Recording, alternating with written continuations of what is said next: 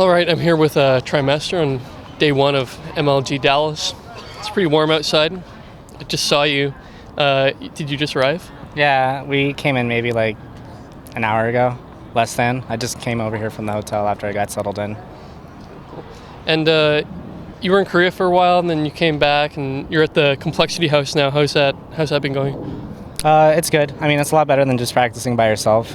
The fact that you have other people to play with also not only helps motivate you, but it's just like you have practice partners whenever you're like willing to play.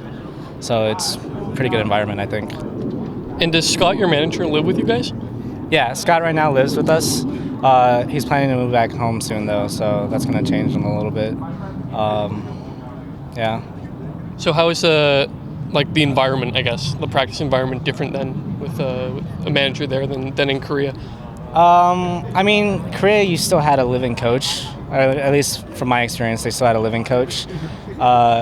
Scott doesn't really interfere too much with the day-to-day because he's not as familiar with StarCraft 2. Like, the living coach in Korea actually used to be like in GSL. But like with Scott's case, he lets us handle it because, I mean, me and Kevin have had practice, or I should say experience, living in a practice house. So we have an idea on how things should kind of run. So you're kind of running things then with QXC as far as like practice schedules and stuff like that?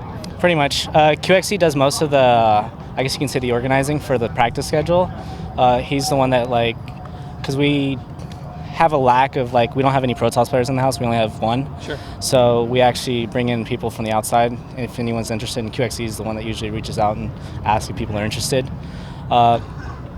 He's the one that usually does all the scheduling for the practice. Cool.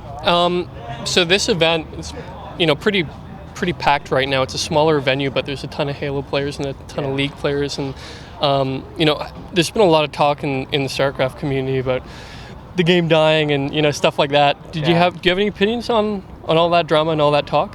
I think it's just Reddit being Reddit and overreacting to everything. Yeah. I mean, because honestly, like this month alone, there's like 9 or 10 StarCraft 2 tournaments. Yeah. As it is, I don't think it's. I mean, obviously, it's going to decline. Like, I think that's inevitable. Sure. But I don't think it's dying just yet.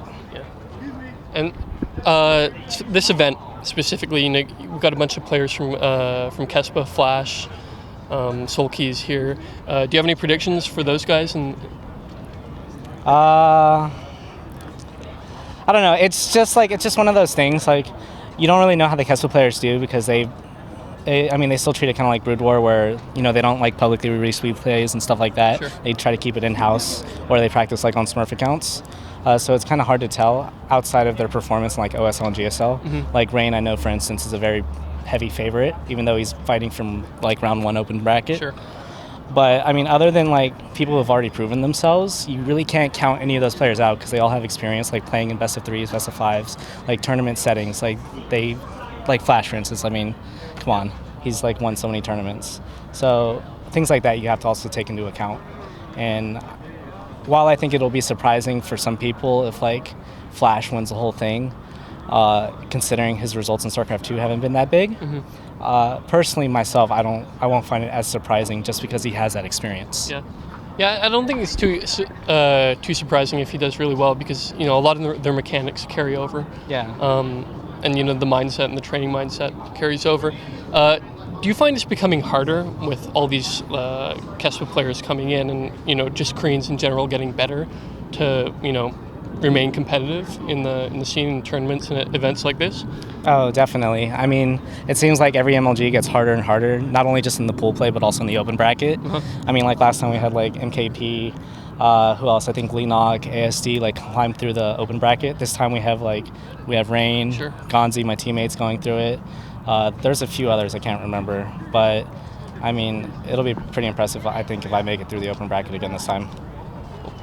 So that's your major goal then for the whole event, is to get through the open and get into the Well, my spot? major goal is to win the whole thing, but that's the first step onto that. It's right. Making it out of the open bracket. I mean, it would be nice, obviously, to knock one of those big players out, but realistically speaking, the odds are very low of that happening. Uh-huh. But we'll just have to see. And do you have predictions for the event overall of who you think is going to take it other than you? Yeah. I mean, obviously, like Rain's a contender. I think it's actually really hard to call who's going to win the whole thing. I mean, because it usually just comes down to who plays the best this weekend. Or who's playing Zerg? Yeah, I 100% agree with that. I mean, I wouldn't be surprised if there's another ZVZ finals. But other than that, I'm just really looking forward to seeing everyone else's performance. Like, I mean, obviously, like everyone always loves the Korean versus Foreigner storyline. Sure. But for me personally, I want to see my teammate Gonzi. He hasn't been practicing much lately, or I should say before like last MLG because of his injury. I want to see how he does this time around because I know recently he did really well in the Iron Squid qualifier, where he took first and he beat like Hyun, Polt, and I think JKS in the finals. It's just like stuff like that I want to see. Sure. Have you been playing much Heart of the Swarm in the beta? No. All of the Heart of the Swarm I played, I've actually only played as Zerg or Protoss. I played maybe like 1 or 2 games as Terran, and I know one of them I 11-11.